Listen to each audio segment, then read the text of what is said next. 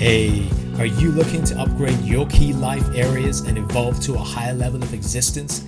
To practically harness personal growth and spirituality in a crazy, busy, imperfect world? Then you've come to the right place.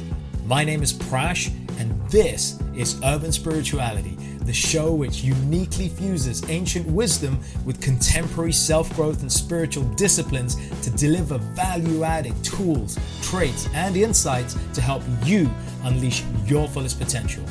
We always keep it real, featuring authentic, unfiltered dialogue with guests from diverse backgrounds to inspire, entertain, and enlighten all who listen. So get ready for your dose of urban spirituality. Be present and let's dive in. Ladies and gentlemen, welcome to another episode of Urban Spirituality.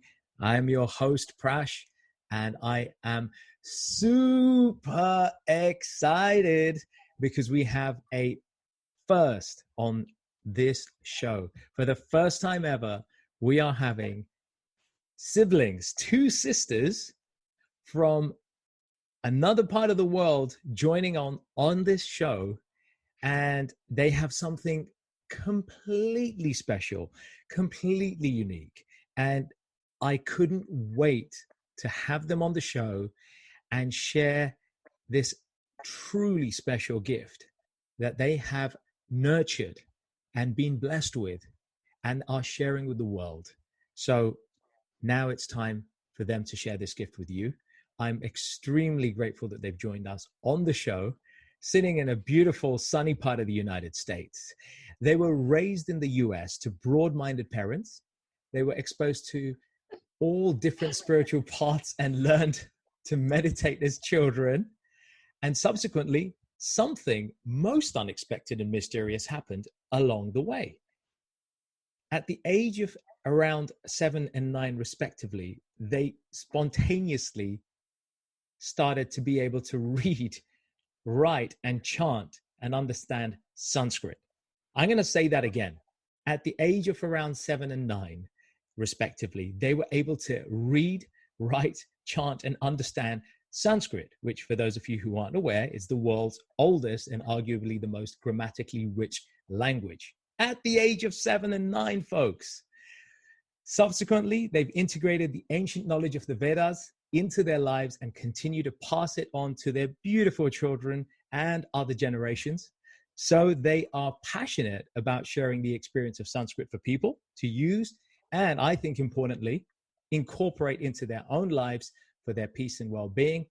And they do this through Sanskrit, not only through what they teach, but through their music, their stories, and of course, authentic Vedic chanting. On top of all of this, they are prolific creators and songwriters and have released a staggering 8 albums and have appeared on all sorts of shows in the media, including the National Tonight Show in the US. Right now, their focus is on a project called Healing Mantras, which we'll hear about from them. Please show your love for the lovely Andrea and Sara Shanti Shanti sisters. Namaste. Thank you. Namaste. Namaste. Thank you so much for having us on, Prash. We are so excited to be here. I'm like really excited to have you guys we love your show. It's very exciting. When the agency reached out and said, "Hey, Prash, have you heard of these guys?" I thought, "No, Shanti Shanti," and just the name Shanti Shanti. And then, of course, they sent me the press pack, and I was able to look you guys up, and I thought, "No way is this happening." No way. So look, I mean, in spirituality with you. We love what you're doing. Right. And you guys are doing mantras, and we have mantra therapy and urban spirituality here. Our brands. So it's been really a real eye opener. I know we've been speaking a little bit off camera, and we've been spending some time getting to know each other a little bit. I'm fascinated to share your journey, of course, with everyone here. But first, tell me. And tell all of our viewers and listeners, yes, exactly what the heck are two American-born sisters living out in Reno, Nevada, or in the state of Nevada, doing chanting mantras and hanging out at churches, Catholic churches, chanting mantras, teaching kids. What's going on? So the way we say it, so as you know, in India, usually the tradition of chanting the Vedas is passed down from father to son, and then it showed up in two white girls from Reno. And we spontaneously experienced the love of Sanskrit so intensely, and then we realized we could do it. And we completely freaked our parents out. I am not kidding. They were like, what is this? This isn't Spanish. Because they weren't born in, they're of No. Latino origin, right? No. So they believed in exposing us to different religions, all different cultures. And one of those was obviously Hinduism and meditation and transcendental meditation, to be specific. Our parents were TMers, and we're also practitioners of TM. Yeah. Maharishi Mahesh Yogi, Yes. Right. the venerated. Right. Yeah. And when we were exposed to it, we loved it. Even at this young of an age, we loved how it sounded. We loved how it made us feel. We would leave so buzzed and just feeling so conscious and Aware. joyful and incredible. We wanted to continue on doing it, and we were just able to do it. Within a few days, all of a sudden, we could repeat all the things that we had heard the pundits do. And then our parents took us to Berkeley. They had us meet with different professors because they were like, we don't know what's wrong with our kids. Right. So they were taking around all of our papers. So what is wrong? Iowa. We went to Iowa. They took us to Marishi's. the whole TM group in Iowa. We had been back east in Pennsylvania, worked with different pundits because our parents were like, seriously, what is this mess that they're doing? You know, they should be coloring rainbows. Why are they writing in Sanskrit? And they wanted to be supportive, but so we obviously traveled around to go find like-minded people. And then they got us books and stuff to support our studies. And then this many years later, and our father was a music producer, and he helped us, he taught us music and taught us how to sing and to be a writer and that sort of thing. So that was wonderful. And then, so he kind of helped launch Shanti Shanti at the beginning, and then we've kept it going. I mean, that's fascinating. Obviously, we want to hear more about this journey that you've been on that's led you here, because I think I'm still, and I think many of our viewers and listeners will be still reeling from the shocking and fascinating revelation that you somehow spontaneously were able to speak and it is often regarded as the most difficult language on the planet because it is the most grammatically complete. And we all know NASA used Sanskrit to base COBOL, Pascal. I mean, that was decades ago. NASA was famous for using Sanskrit to base all their computer languages on. Most computer languages are based on Sanskrit. Also now finding that Tesla used a whole bunch of Sanskrit in his writings about electricity. All of his notes were in Sanskrit. And he believes that all of the knowledge that he would ever need for quantum physics were in the Vedas. In the Vedas, right? Atharva Veda, some of the Vedas which really went into the scientific side. So I mean, this is fascinating. Yeah. This is fascinating stuff. But for everybody's benefit, we got to surprise folks. In fact, folks, we've got two surprises. We, in a moment, are going to have a chance to hear a taste of what Andrea and Sara do together. And at the end, we have another surprise. And I guess we shouldn't tell them what it is, right, ladies? Let's leave that till the end. But they're going to explain what they're going to do and why it's going to be beneficial. This is going to be an experiential episode. I'm super excited. You are not only going to hear, but you're going to actually feel the power of Sanskrit and mantras through this episode very shortly and at the end. So stay tuned for that. And before we do that, let's just quickly get this definition. Mantras. And from my own Sanskrit training, I understand mantra. The word mantra means to free the mind. But yes. Ladies, would you enlighten us a little bit more before you share something very special? So mantra is, we actually gone over this, it's the repetition of a sound, but we focus, most of our focus is actually on the Vedas, because just listening to them, skip what it means, skip trying to do it too, but just listening to it creates, it causes the cells in the body to vibrate at a very high level. And every word in the Vedas is a mantra, and they are obviously prayers and the positive good vibrations that elevate the consciousness. So we obviously, with the word, with mantras, it's used in meditation, and it's the repetition of a word, but it's not just any word. You want the words to be in Sanskrit, because those are the primordial sounds of creation. Oldest, and you want those oldest sounds, right? Vibrations to be just permeating the body and the mind and the spirit, and raising our consciousness while we do that. So that's why we love mantras, and then we love the Vedas, because it's nothing but mantras. It's nothing but mantras. And folks, for those of you who are hearing the word Vedas, obviously we are not referring to the guy from Star Wars with the black helmet, Darth Vader. It's got nothing to do with the Vedas. Right. No. We are talking about Vedas, Vedas, the Vedas. The word Vid means knowledge, Vidya, right? And there are 4 ladies. Would you please? 4 books, and they contain all the knowledge of mathematics, medicine, the stars, architecture, the planning of cities, and then also like the celestial relationship between humans and the divine. And the piece that we'd like to chant for you, are you ready for us to do a piece, or do you want us to wait? No, I think we should just go right in, please, please. This piece is neat. It's called, it's actually from the Atharva Veda, which is the newest of all the Vedas, which still makes it really, really old. Because the Rig Veda itself, even just by common dating, it's around 9,000, 8.5 to 9,000 in written form. That doesn't even speak about the spoken form of the Vedas, which predates much older than that. Yes, and this is the Atharva Veda. So you're talking what 3000 BC. So it's really, really old. And this is a neat piece. I love this piece because it's called the Suktam of Life, and it asks God to ensure that we have a long life, and we have good health, and we have mental stability, and we heal quickly. And that there is less pain and no comfort, and that it supports our happiness, and that we may grow with the lifespan that we are given. And then at the very end, it says, and may we have a quick and painless death, quick and painless exit. So this is a prayer everybody needs. Everybody needs good health, and we all want to be fulfilled, and we all want to be happy.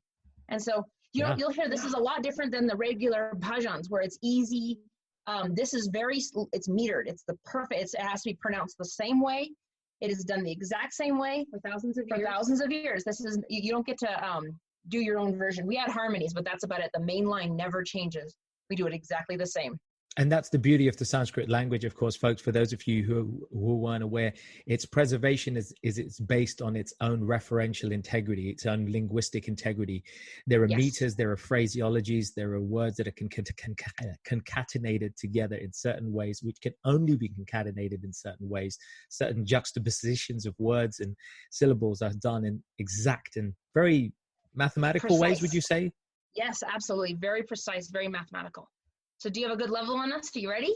Yeah. Okay. Please. Okay. The Ayu Suktam.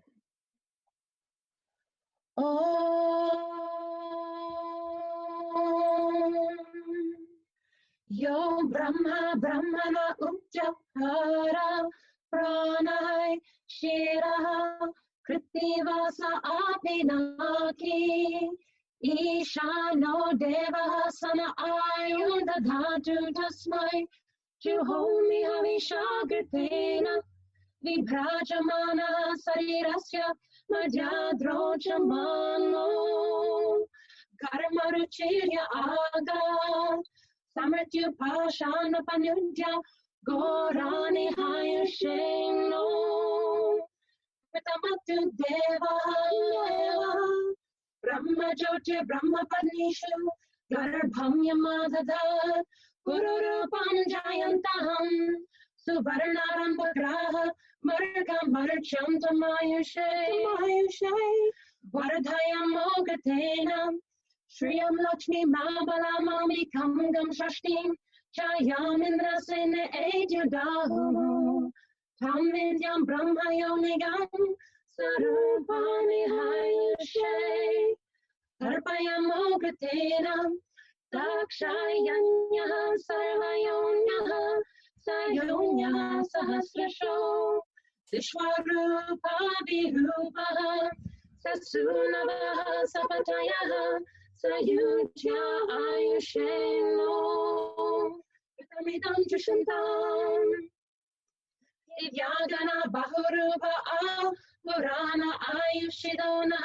Ramadnanju Viran Tebyo Juhomi Bahuda, Kritina Mana Prajagam, Risham Mota Vira, Eka Purasad, Yaidam Babhuva Yato, Babhuva Bhuvanasya Gopa, Yamapyeti Bhuvanagam, Saambaraye Sano, Avyagratami Hayusha Etu Devaho, Vasum.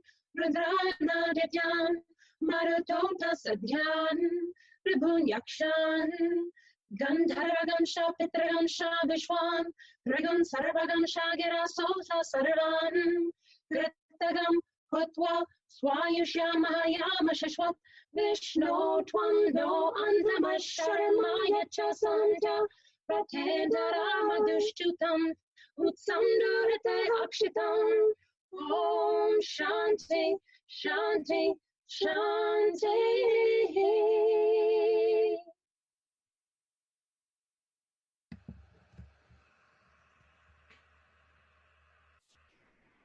Namaste.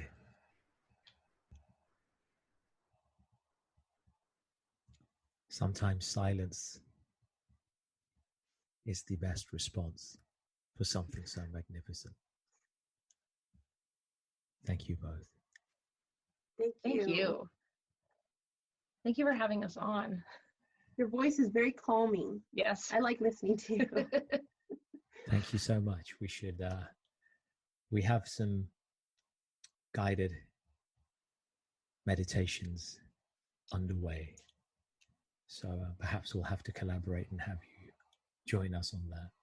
We would journey. love to. We know you have a special journey. Anyway. We know you have a wonderful journey of your own and something to share. So,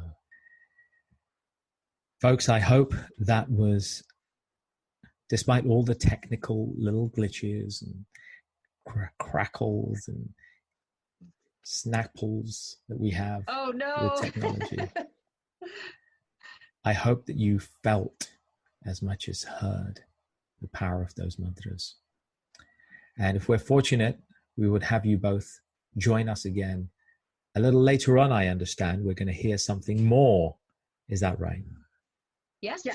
We could do another piece right now. Do you want us to do Asato Masadgamaya? I think that would be lovely. So lighten it up a little bit because that piece is so intense because it's so precise. And if we could it's fun also to incorporate Sanskrit in a more singing way so that it's a little less intense. Yes. I'm listening for my audience here. Folks, do you have any objections? The answer is no.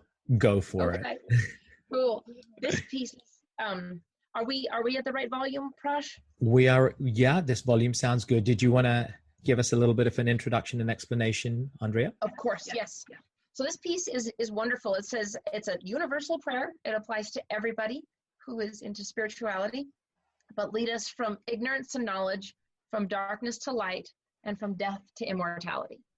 I love the universality of those words. It transcends religion and it transcends races and cultures. It speaks to all. And just to give you a good example, this piece was used, I think it was at the end of the second Matrix. At the very end, there's this choir and they're all singing, and they're singing this piece in Sanskrit. Obviously, wow. I don't know if you heard, but it was originally going to be the language of computers instead of the zeros and ones. It was going to be Sanskrit because it is the perfect language. So they were going to use it, and then I think it's very fitting for the Matrix, given the fact that it's this whole virtual reality. It's all about Maya. Right. At the very end, they put this piece in. I thought that was so cool when I heard that. Sarah, thank you. Yeah. Something fresh. Yeah. So we'll sing it, and then we'll sing the English too. So. Oh yeah, that's awesome, Sarah. Yeah. You're good now. If you keep that volume level there, right, that you are, that's awesome. Okay. You're good. I will talk very loud. Yeah. Yeah. Okay. Go for it. Asatoma Sangamaya, Tamasoma Jyotim Gamaya, Mrityorma Amritam Gamaya. Asatoma Sangamaya, Tamasoma Jyotirgamaya Mrityurma Amritangamaya Asatoma Sangamaya Tamasoma Jyotirgamaya Mrityurma Amritangamaya Asatoma Sangamaya Tamasoma Jyotirgamaya Mrityurma Amritangamaya. Lead us from ignorance to knowledge, from darkness to light, and from death to immortality. Lead us from ignorance to knowledge, from darkness to light, and from death to immortality. Asatoma Sangamaya Tamasoma Jyotirgamaya Mrityurma Amritangamaya Asatoma Sangamaya Tamasoma Jyotirgamaya Mrityurma Amritangamaya Asatoma Sangamaya Tamasoma Jyotirgamaya Mrityurma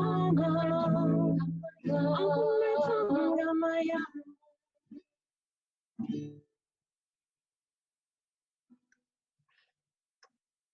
Yeah. Thank you so much. Thank you for listening to us. Thank you so much. May we etch those immortal sounds, those sacred syllables, and the words that have no shape, no time, transcend all that exists.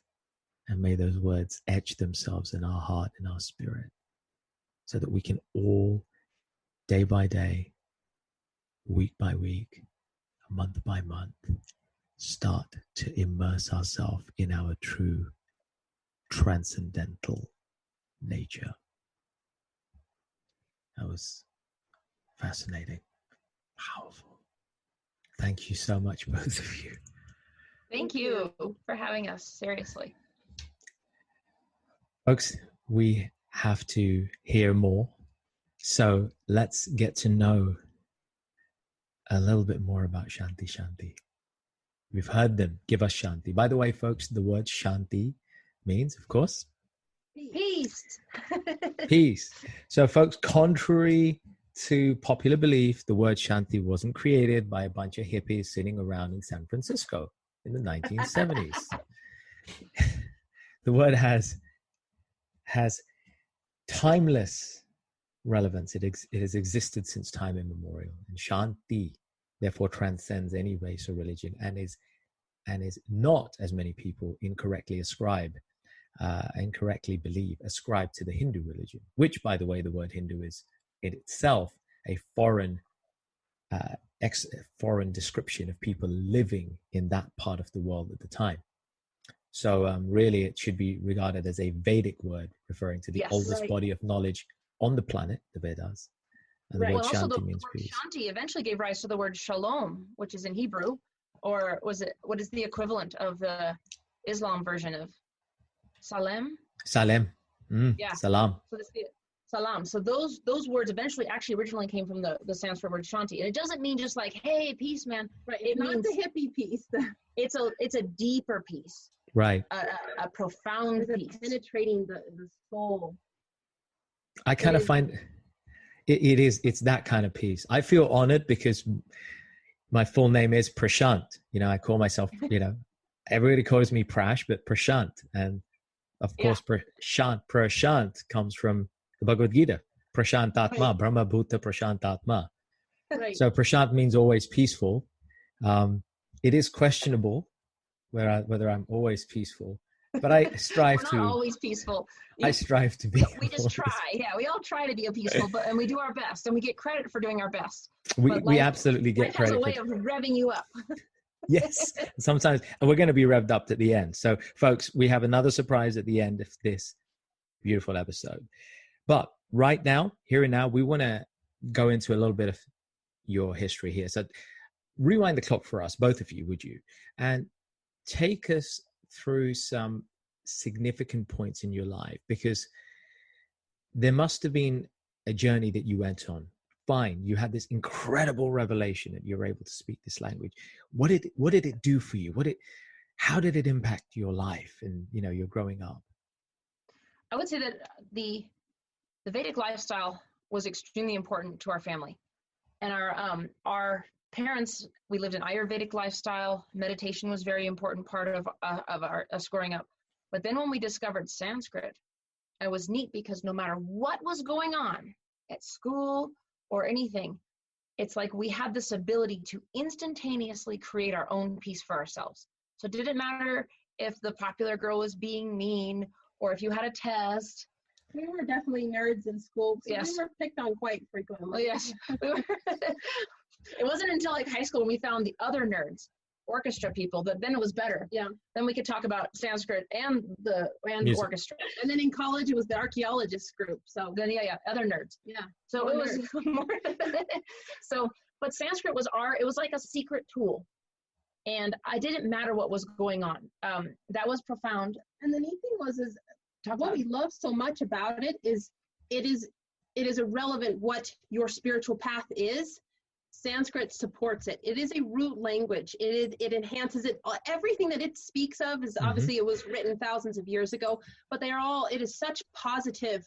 It is Universal. all universal, all encompassing. It encompasses all of us. That's why we loved it so much. Once we started delving into what was this language, what was it truly about, we loved that it enhanced our spiritual paths, and it took us to a whole new level.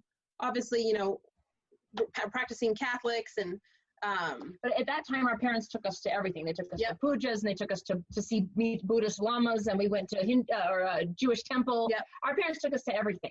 And we loved finding all the correlations with all of those religions they all walked the same path of this beautiful spirituality with this language.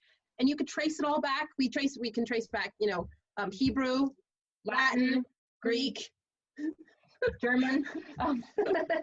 I love it. Yeah, the thing is you can trace all languages back to English. So I'm not kidding. The word shampoo comes from Sanskrit. The word awesome comes from Sanskrit. The word pundit. The word navigate, right? Navigaha became navigate. Yes, you're right. If you were to stay, to stand, to be still, comes originally from the Sanskrit word sta. Pada, meaning feet. As if you go to the podiatrist, or dentist, danta, meaning teeth. Vomit, right. Sanskrit word. Mana, right? Mana became mind. Oh, yes. And let's not forget guru, right? Yes. How Jupiter was the Sanskrit name for Jupiter is guru. Now, guru also, aside from meaning a spiritual teacher, guru also means heavy, right? So how the heck did somebody in those books, because guru comes from, the word guru is in the, what is it? The Srimad Bhagavatam, 5,000 years old. How the hell did somebody all those thousands of years ago know that the largest planet in this solar system is Jupiter, and they called it guru? Because in the Vedas, they have all the knowledge of all the astronomy. Yeah. And then we have Oprah, who brought the word guru right back front and center to pop culture. Right. We've got, and obviously we're using it in parlance. The word mantra is used in parlance, obviously now it's part of our vocabulary. Yes. Right. But no, Sanskrit's everywhere now, and when you start pointing it out to people, but it is a root language, and it's ultimately a language, and the books that it comes from and that it produced are universal in their teachings. People say, oh, I don't, if you say you don't like the Vedas, then you don't like math or science or architecture or medicine. So it's the foundation of all those things. But to go back to your original question, though, I think when we saw all the different spiritual paths, and when we sat in those yagyas and pujas, and when we learned to meditate, those were huge turning points for us. it just made me realize that, I'm a spiritual being having a human experience. This is very, very temporary. And the bigger picture and the bigger focus is really what matters. And Sanskrit and meditation is a way to access that. Okay. And so you see, so for you, it's not just something archaic that you lean on when you need to, but for you, it's a living, breathing reality that helps you to reconnect to the source of everything. Yes. Is that fair? Yes. Yeah, absolutely. Because it is. And we're all composed of sounds. There's a cool article out that says the hippies were right. It's all vibes, man. And it's true. We're all composed of these vibrating cells, and Sanskrit has a really neat way of making those vibrations coherent. And when you make your pure, and you affect your vibrations in your body and then in the entire environment, and you get a lot of hippies chanting, and you can affect, I think, the whole world, maybe. This is why they've done some of those studies where they'll have a large group of people meditate, and then crime rates suddenly drop like a huge percentage.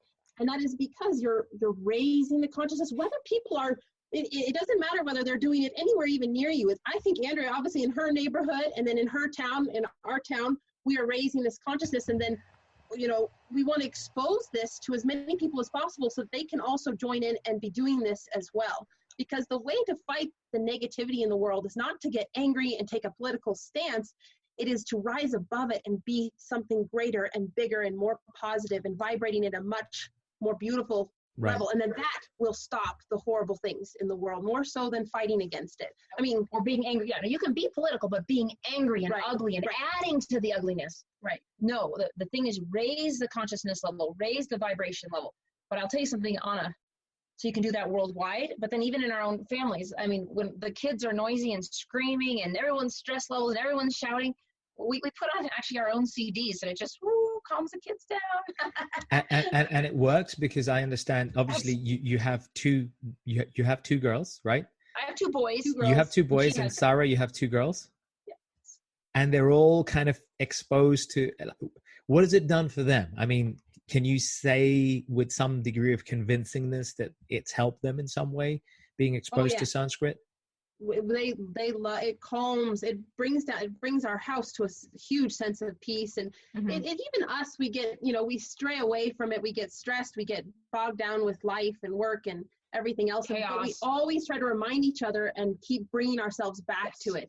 And then when we do that, obviously we want it throughout our whole household. So everybody, even our littlest ones, which are two, I have a 6-year-old and a 2-year-old, and she has a 5-year-old and a 2-year-old.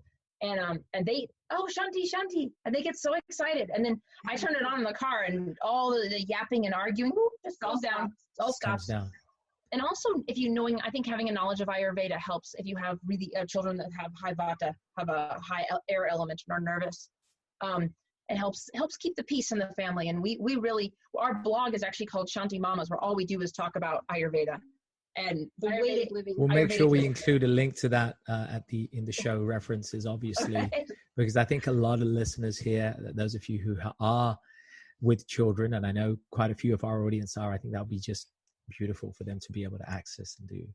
Well, and that's what we want. We want this approachable to everyone. This should be a mass society thing of where everybody taps into this on a daily basis in some form, chanting it and as much as they can, or listening to it, or meditating. Mantras. Yep. Meditating, listening to it, listening to podcasts like yours. Yes. All of this contributes towards the same. All of it contributes towards it. Yes. So you've given us a little bit of an insight of that kind of journey.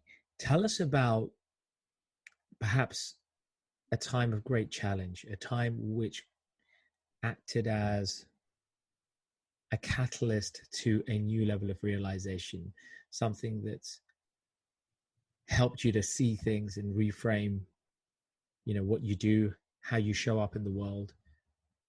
Well, I'll tell you, it's kind of the same story every time, is that you get so busy, and this happens. So we were obviously in school, and you get busy with that, and you blow off your meditations.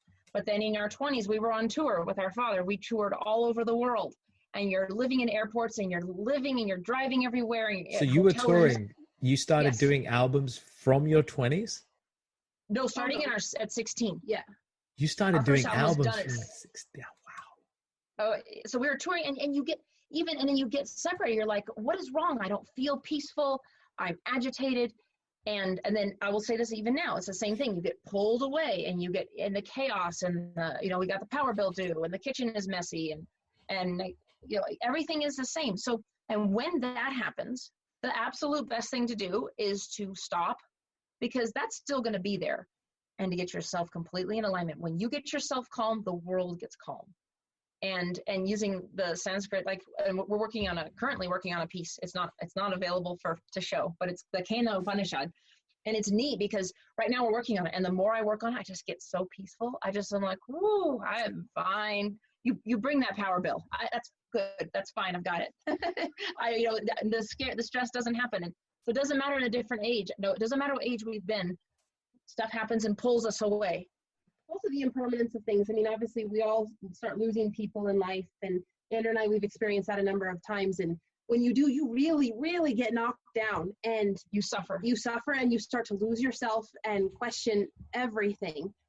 But then it also, through death and loss, reminds you of the impermanence of life. And our true goals are to sit and rise above all this. This is why we are here. It is to become highly conscious beings so that we can, transcend this, because this is not permanent. You're here. This is a breath of God. You're here for a moment, and then you're out of here. So, it's good to prepare for the bigger picture, not just, the little tiny mundane things in life that pull you down, but that's not what life is about. I remember reading one of my favorite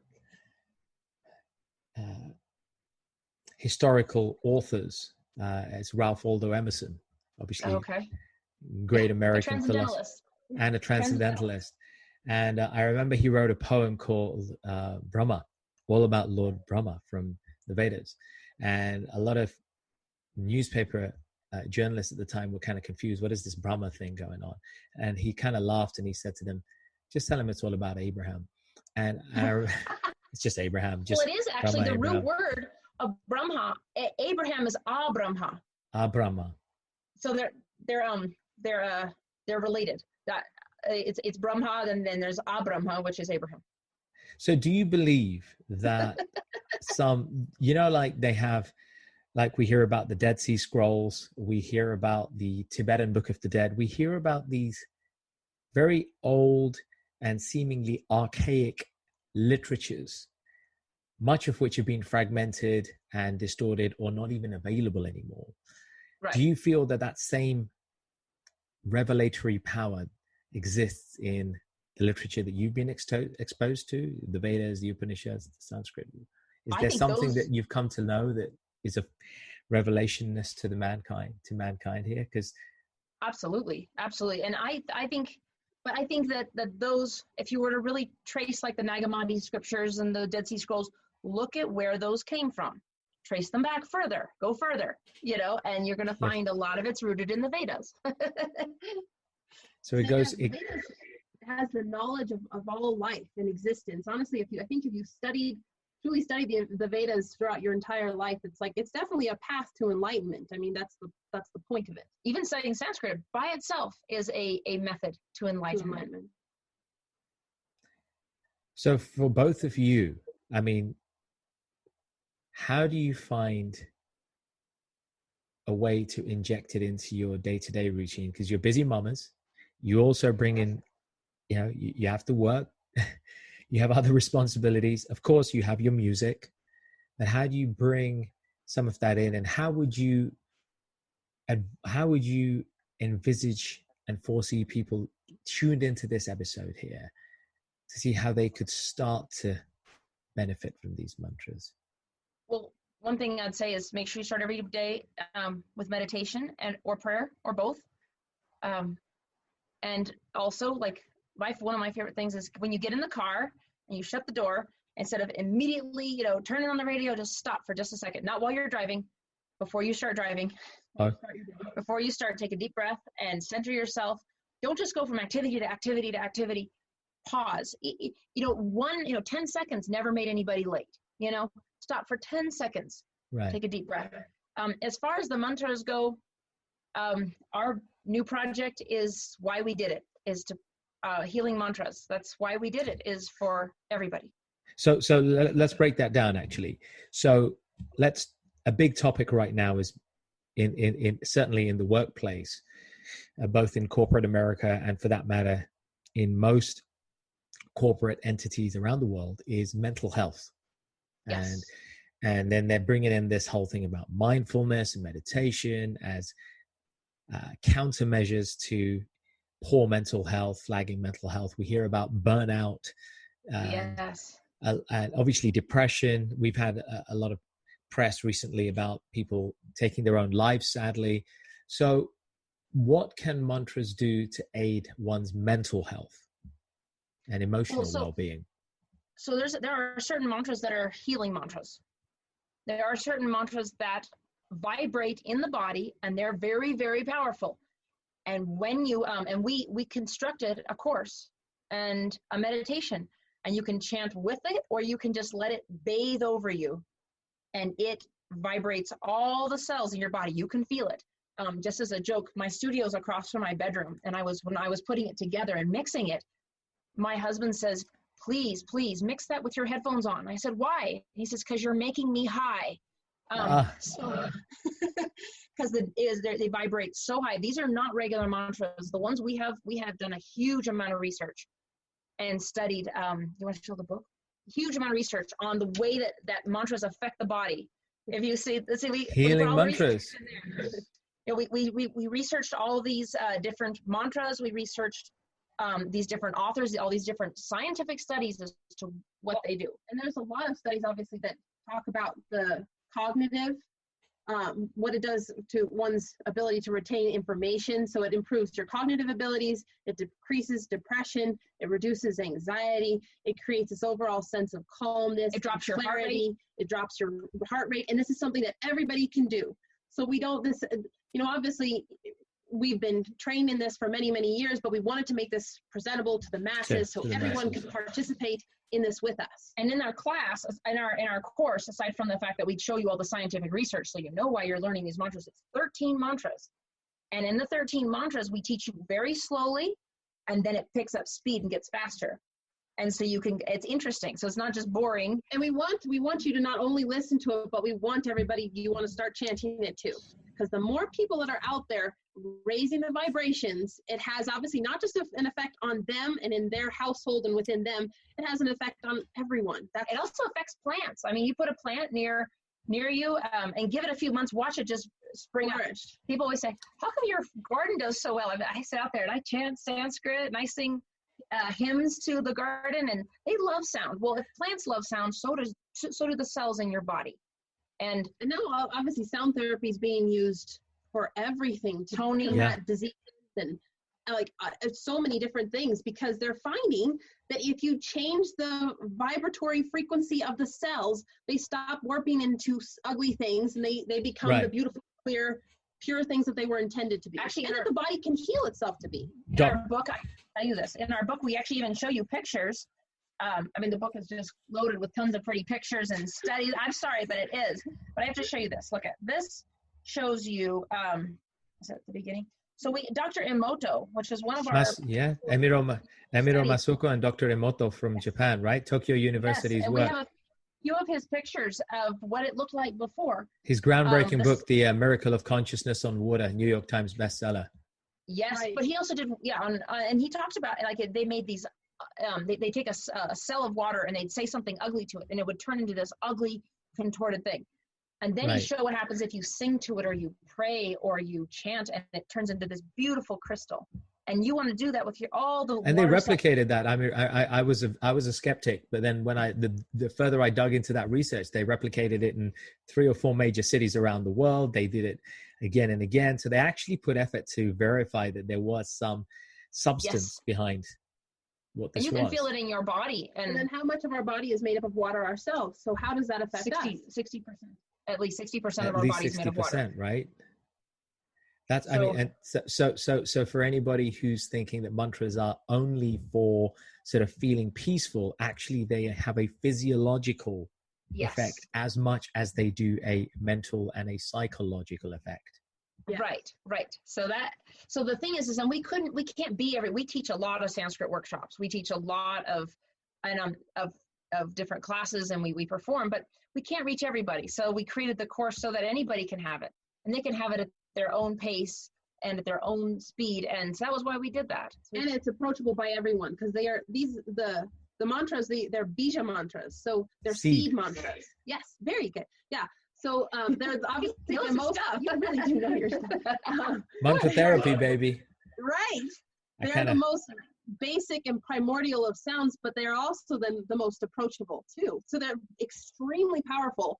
Just because they're small and simple doesn't mean that they don't have a huge effect on oneself. So, and this way we don't have to go anywhere. People could just have it at their own house. And when they get the course, they also they have an audio track they can play in their car too, which is what I do with my kids. I want to actually touch on that.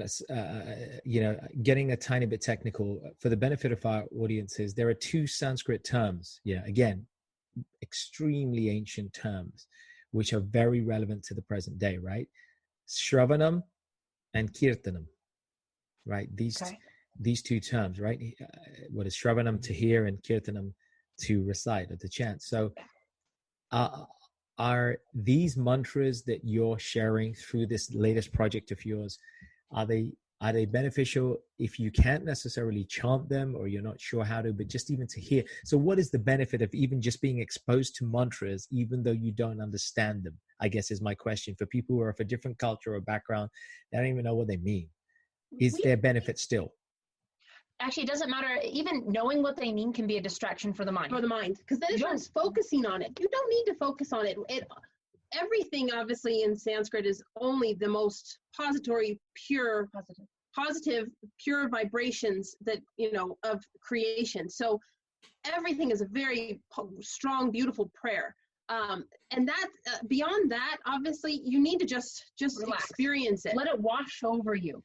Don't worry about, don't get your mind out of the way. Because the mind always wants to, what am I hearing? What's that? What am I hearing? What does this mean? How does this make it's going to get out of the way. The point is to get the mind out of the way. You want the thoughts to quiet down. Yeah. You want the thoughts to be quiet. And it doesn't matter. Don't, it's not actually, sometimes it's good not to chant. Just let it wash over you. Let it just happen to you. And let your body and your ears and your brain and your mind have its own experience. Immerse into it, right? Yes. And all the healing stuff that we've been sharing recently, which I'm so proud of. I'm sorry, my sister's like, all you ever talk about is healing mantras. It's because I'm so happy with it, and I'm so. It's a gift. It's your gift. It's the creation that you're both giving to the world. It's your contribution.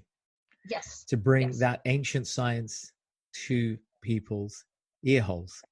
Yes. So that it can penetrate, they can play in their environment. But not only ear holes, right? Obviously, we hear about people being exposed. People who are deaf, they're still getting the benefit of the mantras, because the mantra, it's the vibrator, it's the vibrations. Correct me if I'm wrong, ladies, but it's the vibration of the mantras that penetrate the cells. Cells can listen, right? Yes. Bruce Lipton talks about it a lot. Biology of belief. There's a lot of other people, quantum physicists are getting on the bandwagon. Some may regard them as skeptics, but the truth remains that, we know that a lot of children, for example, studies show that mothers who recite prayers or Sanskrit or play classical music to their child whilst the child is in the womb. I mean, you can tell us about that. Oh, absolutely. It has a powerful... It does. It has a very powerful, and then even as babies, they respond to it immediately. They know. So even if they can't hear it per se, they're physiologically absorbing that vibration. They're feeling it. Yes. They're feeling it. Okay. So the power is there regardless. That is the point here. Absolutely. Yeah, absolutely.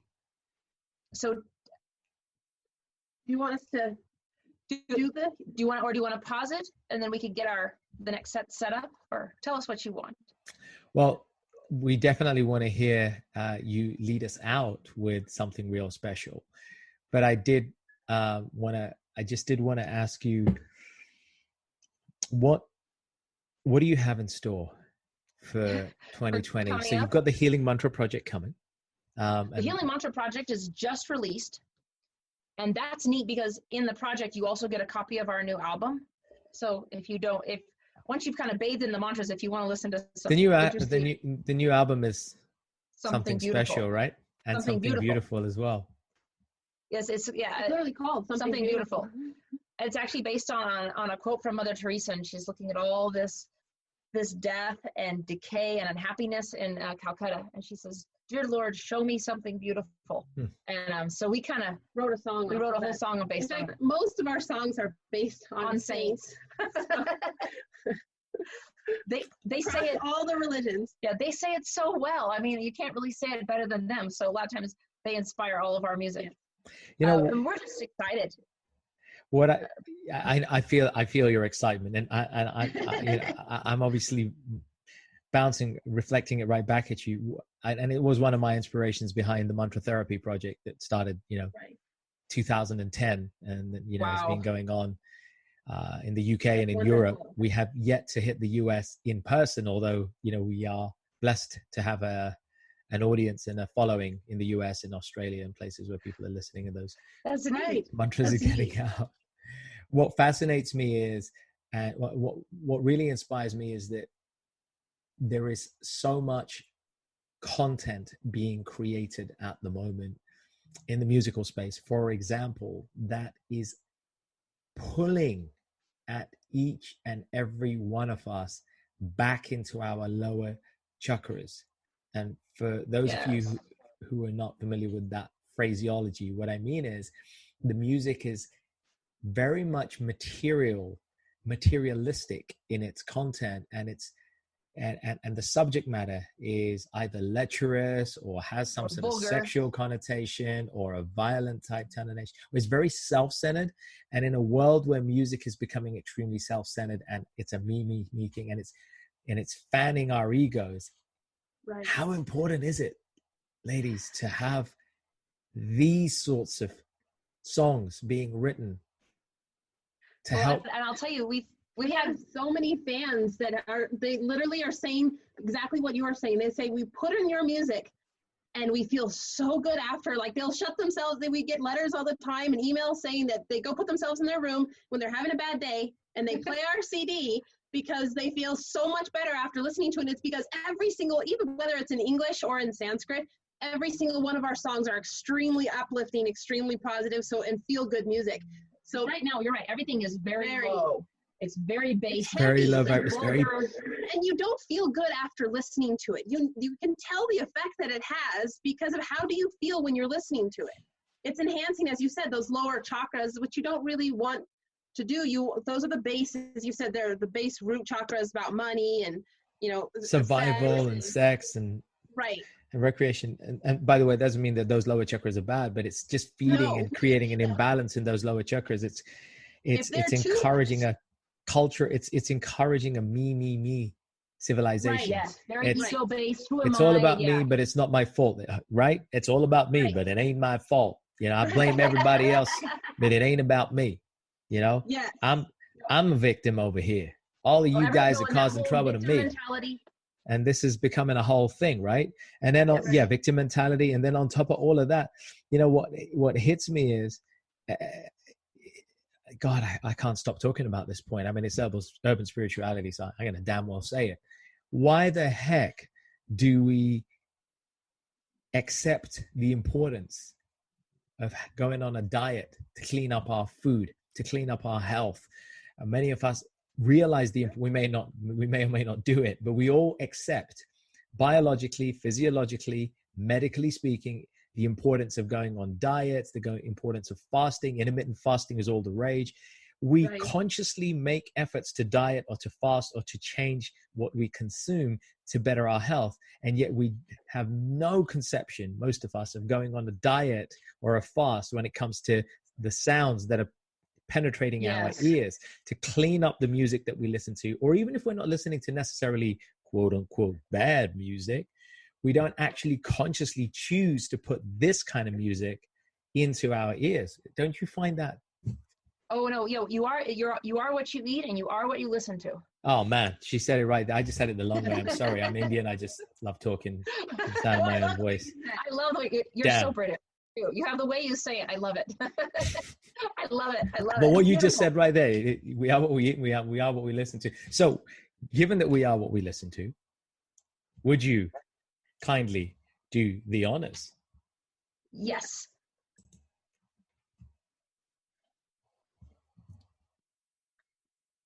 You want to say something? So what we can chant now is the healing mantras we were just talking about. This is not the slow version, obviously. The faster This is the faster version, just to let you hear how cool these mantras are. I just think they're neat. And so we'll kind of do a little impromptu. This is what's it called? Oh, the unplugged version. This is the unplugged version of, without all the mystical sounds to it. These are just the 13 healing mantras. Amazing. Ladies and gentlemen, Shanti Shanti presenting us the 13 healing mantras and something special and very beautiful from the latest something album. Beautiful.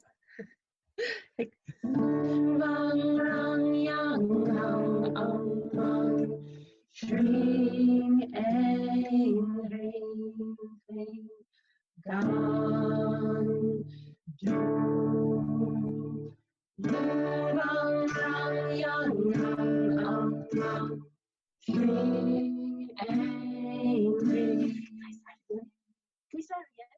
Did you forget your chord? Is that okay? Can we start it again? Yeah, No, of course. I think I'm We're live. Keep rolling. Do it as you wish. It's from your heart. Okay. You want to? Okay. Go for it. Okay.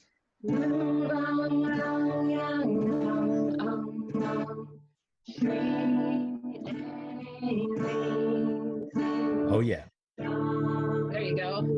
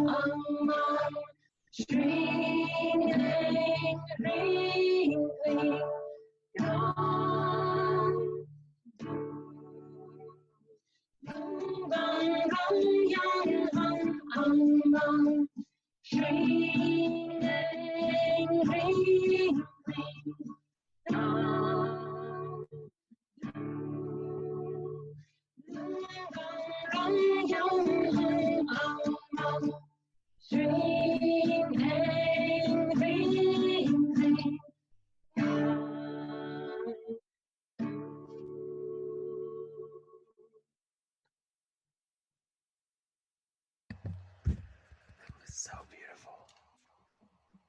beautiful. Thank you. We play instruments because we have to. We sing because we love to. So we produce because we love to. Love that. I noticed you had some Bij mantras in there, Reem and Kleem. Yes, they're all Bija. Yes. All Bija. Yeah.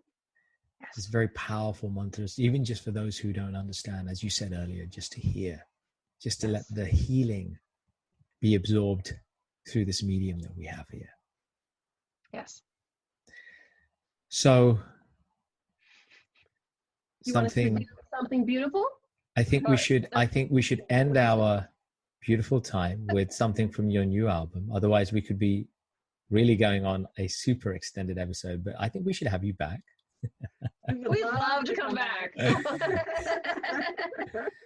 We should wrap some more. We're not twins, by the way. We don't know why we do that. We're not twins. But you just, normally, I would say to people, one at a time, folks. But with you two, you can speak at the same time. It's fine. It's great. So something beautiful.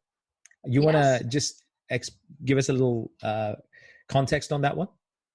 Yes. So you mentioned Mother Teresa, and yes, it's from we wrote the song based on that. Yes, and our album actually is neat. The new album that came out, we did something a little different. It's all user-friendly Sanskrit, so you could chant along with us. And then we have a lot of English songs, and they're all positive and all spiritual, all kid-friendly. Your children can be in the car, and you don't have to say, "Oh, that's not a bad word." There's no bad words in it, obviously. Clean lyrics. Yeah, beautiful, clean imagery, clean lyrics, happy feelings, everything. And we're just really excited about this album. And then after the album, we came out with healing mantras. Yeah. So I got one for you. Yes. Not only are they environmentally friendly, oh, you're gonna love this one. Okay. But they're environmentally friendly. They're in Environmentally friendly. Yeah, you can keep that one, girls. It. I just need a place to stay in Reno, Nevada. Oh, don't Environmentally worry. friendly. She's got a big house. I got a big house. You come stay with me.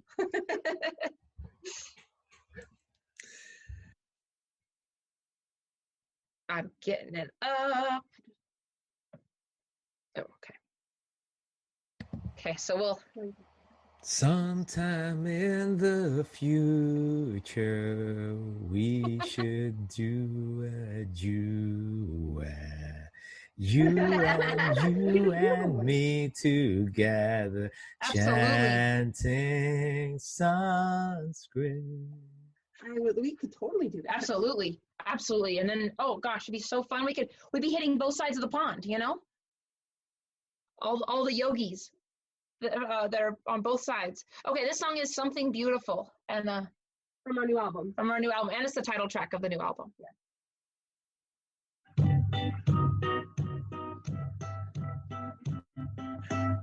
Oh, girls.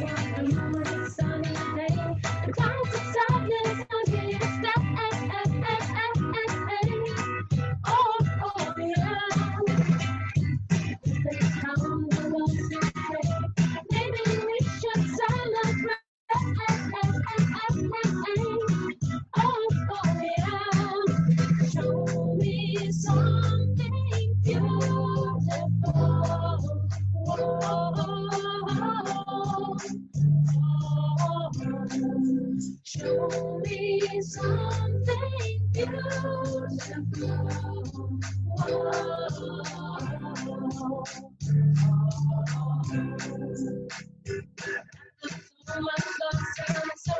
Like I'm granted me some clemency. Oh yeah. Love no problems out in love. Let your heart little love. Oh yeah. Show me something beautiful.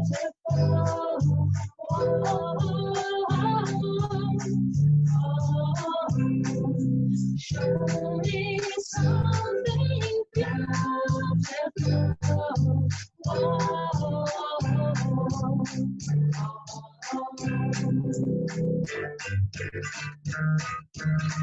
Played this, but not here.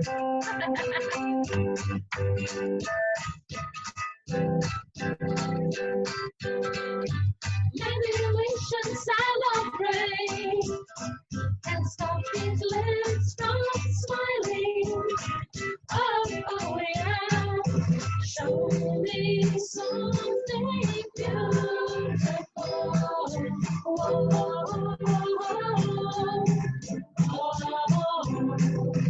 Show me something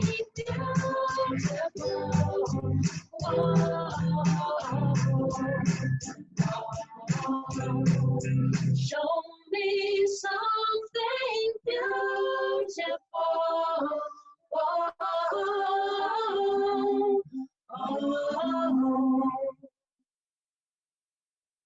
Woo! Yeah. Yeah. Wow. Wow. And our new CD has like a lot of Bollywood in it, and it's very natural. So we have a lot of. We even have my daughter hiccuped in it, and we used her hiccup as a pickup. Yes, as The a hiccup as a pickup. I love that. I have my choir. Organic. Very organic. I have my choir from church. They're chanting Sanskrit. They're chanting prayers. And it's really cool and big ambient sounds. I mean, we had a lot of fun making this album. Did. And then healing mantras, we had a lot of fun. So we're going to probably just do more educational stuff and more songs. Just keep doing what we're doing because we're having a lot of fun. And people seem to like it. That right there, folks, if there was wisdom for all of us, whatever we're doing, that right there was that. That was it, right? Embrace and do at least sometimes the thing that you really find fun in. Yes. Yes. Involve people around you, put your emotion and heart into it, and you just might start to transform the lives of the people around you in the process. Yes. Your own joy makes everybody around you happy. Amen. Amen to that. Amen. Ladies, it has been a pleasure to have you. We want anyone and everyone who's been tuned into this to have the opportunity to find out more. So could you just one more time refresh us on where we can find out more about your upcoming Healing Mantras project and of course this album and your website, please? Yes. So everything's on our website is www.shantishanti.com. SHANTI.com. You'll see right there Healing Mantras, and you can hear music and there's pictures and stuff. And then we're always available on Facebook, facebook.com/ShantiShanti108.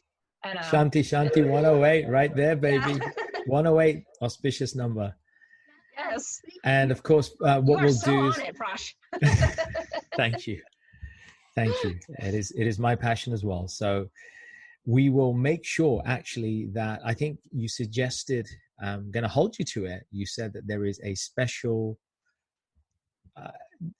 deal for those who go and click the link that we're going to include in this episode for them to get something quite special as listeners of Urban Spirituality and our Mantra Therapy project, courtesy of the Shanti Shanti sisters. So it's not just the 4 videos and 45 minutes of Vedic Sanskrit and the Healing and the Something Beautiful album and the workbook and the audio track, but we're also and a downloadable poster so they can have the mantras, but also you get a set of prayer beads, a bar of our Sanskrit blessed soap, and a bracelet of their healing stones, and they're super pretty. So you get all of that for a crazy cheap price. So amazing. And it's all going to be on the links that we'll include here. So thank you. Yeah. Thank you so much for that special gesture. We'll make sure that the links are included here, folks, so you can get your hands on the Healing Mantras package, as well as find out more and follow and support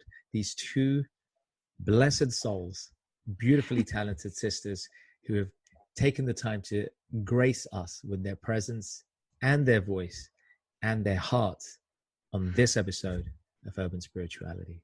So, Andrea. Thank you so Sara, much. Thank you. Thank you so much.